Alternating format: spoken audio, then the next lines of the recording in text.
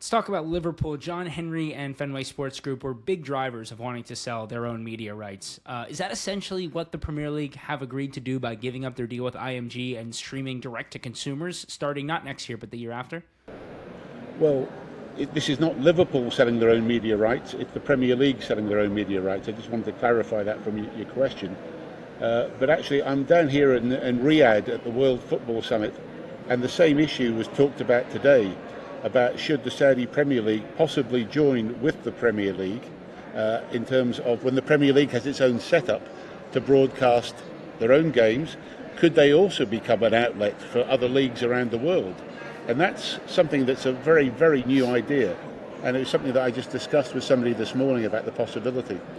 So I think the model has always been very strong about what they call it becoming the Netflix of football with the Premier League.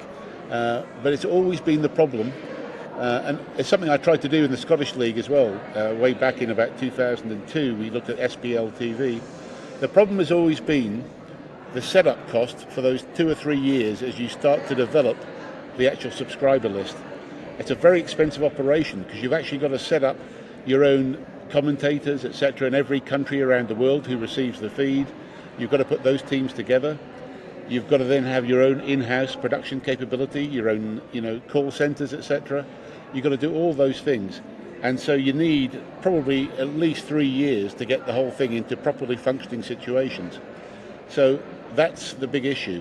Now, I know there's big investment banks like JP Morgan have been prepared to bankroll the Premier League on this because we all know it could double, triple, quadruple the Premier League TV revenue if it's successful. And I think that's the way they're going, certainly, finishing the IMG deal.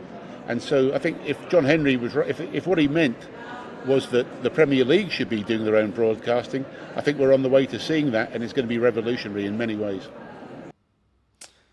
And can you tell us a little bit more about that Premier League and IMG deal that's coming to an end? And are they saving costs there, or is it more just about the potential profit of streaming direct to consumers in the long run?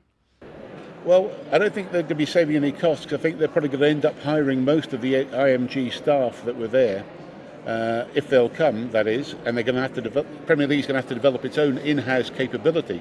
So they're going to have to put together a very highly qualified, really talented in-house production facility to replace IMG.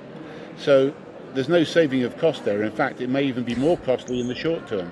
But I think in the long term, the success will be, as we see the broadcast numbers, as I say, they could rise, they could triple, they could quadruple, even more than that. I mean, this could be a real bonanza if executed correctly. And my big concern is anti-piracy. As long as they can stop the signals being pirated, that's got to be the key to the whole thing. And do you think other big leagues will follow suit, like maybe even leagues who are struggling for those media rights deals, even maybe something like the Championship, who, obviously that huge difference between the Championship and the Premier League is that media rights deal in terms of money?